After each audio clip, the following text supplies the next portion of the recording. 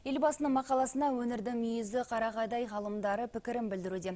Филология ғылымдарының кандидаты профессор Айман Зейнуллина елбасының болашаққа бағдар рухани жаңғыру мақаласы өте қажетті, тура керек болып тұрған кезде шыққан үндеуі деп санайды.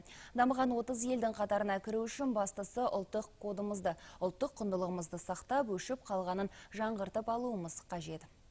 Біз шетелге шығып білім болашақ бағдарламасымен жастарымызды оқытып жатырмыз, экономикамызды жақсартуға тырысып жатырмыз.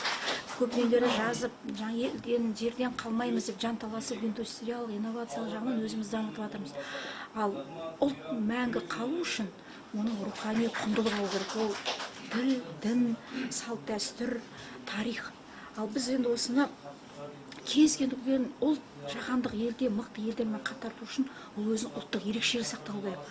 Ал ұлттық ерекшелік деген не? Ол ұлттық құндылық. Міне, ұлттық құндылық біздің қазақтың бір басына жетерлік. Біз қайта өшіріп алдық, жоғалтып алдық. Енді оны бір велосипед сияқты жасап, оны қалай жасау дегеннің керек жоқ. Қазір сол жоғалтып алғанымызды іздеп тауып алып, өшіп қалғанымызды жандырып, мына бүгінгі ұрпаққа, бүгінгі қазақ еліне таныту үшін де еңбек етуіміз керек.